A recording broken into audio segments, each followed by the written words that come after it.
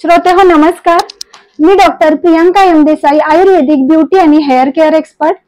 तर मागील एपिसोड मध्ये 3 golden skin care tips for summer यामध्ये आपण फर्स्ट टिप प्रोटेक्शन ही पाहिली. तर आज आपण सेकंड टिप हायड्रेशन ही पाहणार आहोत. तर hydrating your skin is essential during summer season. म्हणजे समर सीझन मध्ये हायड्रेशन मेंटेन करणं गरजेचं असतं. स्किन हायड्रेट ठेवणे गरजेचे असते. त्यासाठी तुम्हाला आज मी एक हायड्रेटिंग टोनर सांगणार आहे.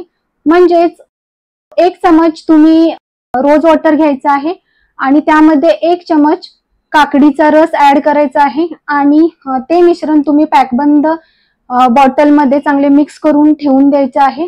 आणि त्याचा तुम्ही हायड्रेटिंग टोनर म्हणजे हायड्रेशन मेंटेन करण्यासाठी तुम्ही स्प्रे बॉटल मध्ये पॅक करून तुम्ही स्प्रे करायचा आहे चेहऱ्यावरती किंवा जो ओपन पार्ट आहे त्याच्यावरती तुम्ही स्प्रे करू शकता.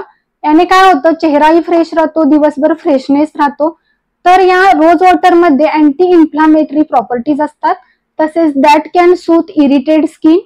आणि तसेच काकडीचा रस त्यामध्ये अँटीऑक्सिडंट प्रॉपर्टीज असतात.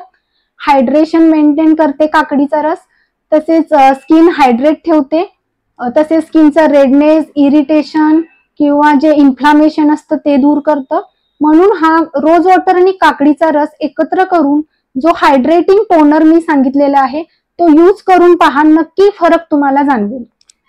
तर ज्यांना कोणाला हे शक्य नसेल त्यांनी म्हणजे काकडीचा रस वगैरे काढणं, तर त्यांनी ओनली रोज वॉटरचा जरी स्प्रे तुम्ही बनवून ठेवला, बनवायची म्हणा गरजच नाही, रोज वॉटर रेडीमेड ही भेटतं, तर त्याचा तुम्ही स्प्रे जरी केला डेली ओपन पार्ट वरती, हात वगैरे आणि चेहऱ्यावरती, तरी तुम्हाला ते हायड्रेट ठेवण्यासाठी मदत करेल.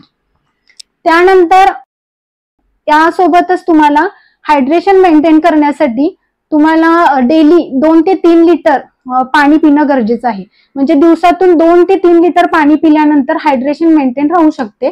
आणि त्यासोबतच तुम्हाला काही लिक्विड डाएट ही त्यामध्ये ऍड करायचं आहे, जसे शहाळे असेल, नारळ पाणी असेल, कोकम सरबत, लिंबू रस, ताक, उसाचा रस, अशा वेगवेगळ्या प्रकारचे जे लिक्विड डाएट असतात त्यांचाही तुम्ही आहारामध्ये समावेश करायचा आहे समर सीझन मध्ये. त्यानंतर वेगवेगळ्या प्रकारचे सीझनल फ्रुट्स येतात, ज्यामध्ये कलिंगड, टरबूज, काकडी असेल किंवा संत्री, मोसंबी, असे वेगवेगळे फ्रुट्स, मँगो, पायनॅपल, असे तुम्ही फ्रुट्स सीझनल खाऊ शकता. त्यानंतर सॅलड मध्ये काकडी, टोमॅटो, गाजर. टोमॅटो मध्ये लायकोपिन असतं, ज्यामध्ये सनबर्न पासून प्रोटेक्शन होतं. तसेच बीटा कॅरोटीन हे गाजरमध्ये असतं, त्यामध्ये व्हिटॅमिन ए असतं. गाजरनेही सनबर्न पासून प्रोटेक्शन होतं. आणि काकडीमध्येही अँटीऑक्सिडंट प्रॉपर्टीज असतात. या काकडी, गाजर आणि टोमॅटो या तिन्हीमध्ये अँटीऑक्सिडंट प्रॉपर्टीज असतात.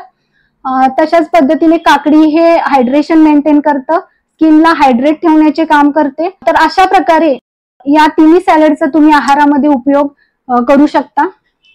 त्यानंतर हायड्रेशन मेंटेन करणं समर मध्ये जसं गरजेचं आहे तसं हायड्रेटिंग टोनर ही मगाशी सांगितल्याप्रमाणे वापरणे गरजेचं आहे. त्यानंतर अजून एक मुद्दा सांगायचा होता की इन्क्रीज्ड यूज ऑफ एसीज, म्हणजेच एसीचा वाढता वापर.